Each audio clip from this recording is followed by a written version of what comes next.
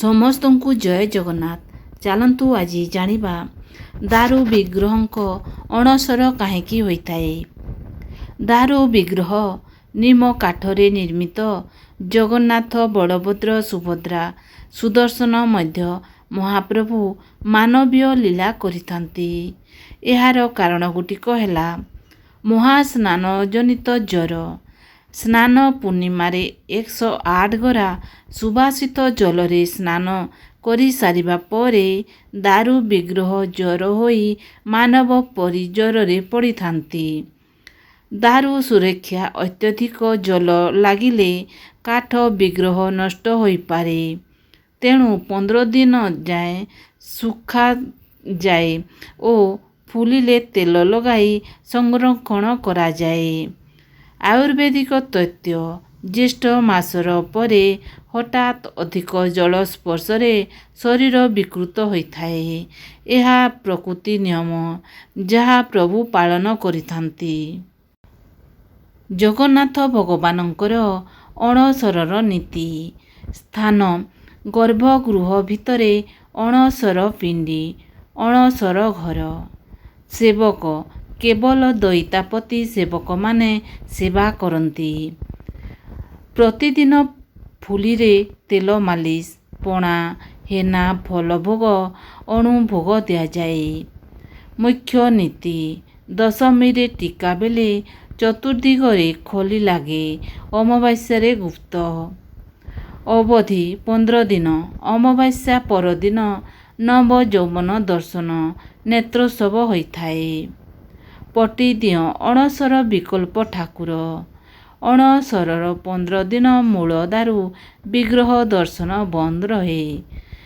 ସେହି ସମୟରେ ଭକ୍ତଙ୍କ ପାଇଁ ଜଗନ୍ନାଥ, ବଳଭଦ୍ର, ସୁଭଦ୍ରା ପଟିତ ଦିଅଁ ପୂଜା ପାଆନ୍ତି। କିଏ କରନ୍ତି ଜାଣିବା। ଶ୍ରୀମନ୍ଦିରର ଚିତ୍ରକାର ସେବକମାନେ ପ୍ରତିବର୍ଷ ନୂଆ ପଟି ଆଙ୍କିଥାନ୍ତି। କେଉଁଠି ରୁହନ୍ତି? ଶ୍ରୀମନ୍ଦିରର ଭିତର ବେଢ଼ାରେ ଅଣସରର ପିଣ୍ଡି, ବୃକ୍ଷ ମଣ୍ଡପରେ ପଟିଦିଅଁ ବିଜେ କରନ୍ତି। ପୂଜା ପଟିଦିଅଁ ପାଖରେ ଦୈନିକ ଭୋଗ ଆଳତି ହୁଏ। ଦାରୁ ବିଗ୍ରହ ଅଣସରର ମାନବୀୟ ଲୀଳା। ଭଗବାନ ପରି ରୋଗୀ ହୁଅନ୍ତି, ଭକ୍ତମାନଙ୍କ ପରି ରୋଗୀ ହୋଇଥାନ୍ତି। ଦାରୁ ବିଗ୍ରହ ସଂରକ୍ଷଣ ନବକଳେବର ପରେ ବିଗ୍ରହକୁ ନୂଆ ଶକ୍ତି ଦେବା। ପଟିଦିଅଁ ଭକ୍ତ ବତ୍ସଳତା। ଭକ୍ତ ଦର୍ଶନରୁ ବଞ୍ଚିତ ହୁଅନ୍ତି ନାହିଁ। ଚିତ୍ର ଦାରୁର ଏକଦା ପରମ୍ପରା ରକ୍ଷା କରାଯାଏ।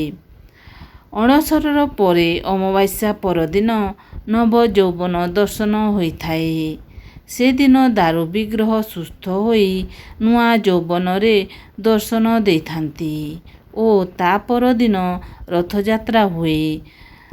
ଶ୍ରୀଜଗନ୍ନାଥଙ୍କ ମନ୍ଦିରର ପରମ୍ପରା ଓ ବିଶ୍ୱାସର ଅନୁସାରେ ଏହି ଅଣସରର ସମୟରେ ପଟିଦିଅଁ ଦର୍ଶନ କଲେ ତାଙ୍କୁ ମୂଳ ବିଗ୍ରହ ଦର୍ଶନର ଲାଭ ହୋଇଥାଏ।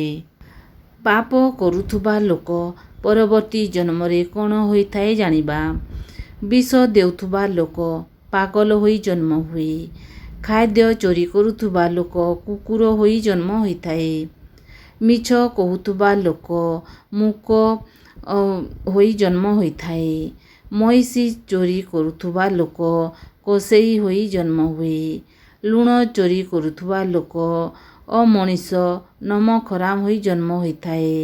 ଅଲଙ୍କାର ଚୋରି କରୁଥିବା ଲୋକ ଗରିବ ହୋଇ ଜନ୍ମ ହୋଇଥାଏ। ବହି ଚୋରି କରୁଥିବା ଲୋକ ଅଜ୍ଞାନୀ ହୋଇଥାଏ। ହତ୍ୟା କରୁଥିବା ଲୋକ ପୋକ କୀଟ ହୋଇଥାଏ। ଗାଈକୁ ମାରୁଥିବା ଲୋକ ଛୋଟା ଅସୁମ ହୋଇଥାଏ। ଗର୍ଭପାତ କରୁଥିବା ଲୋକ ରୋଗିଣା ହୋଇ ଜନ୍ମ ହୋଇଥାଏ। ଦେଉଳ ବିରୋଧ କରୁଥିବା ଲୋକ ମୂଢ଼ ହୋଇଥାଏ ବା ମୂର୍ଖ ହୋଇଥାଏ। ଏହିପରି ଭାବରେ ପାପ କରୁଥିବା ଲୋକମାନେ ଜନ୍ମ ନେଇଥାନ୍ତି। ଯଦି ଆଜିର ଭିଡ଼ିଓ ଆପଣମାନଙ୍କୁ ପସନ୍ଦ ଆସିଲା ତାହେଲେ ସବସ୍କ୍ରାଇବ୍କୁ ଟଚ୍ କରିକି ବେଲ୍ ଆଇକନ୍କୁ ଟଚ୍ କରିଦିଅନ୍ତୁ। କାହିଁକିନା ଏହିପରି ଭିଡ଼ିଓ ସବୁ ଆପଣମାନଙ୍କ ପାଖକୁ ପହଞ୍ଚି ପାରିବ ଆଉ ଆପଣମାନେ ଦେଖିପାରିବେ ଶୁଣିପାରିବେ। ତାହେଲେ ରହୁଛି ଆଉ ଗୋଟିଏ ଏପିସୋଡ଼ରେ ପୁଣି ନୂଆ ଏକ ଭିଡ଼ିଓ ସହିତ।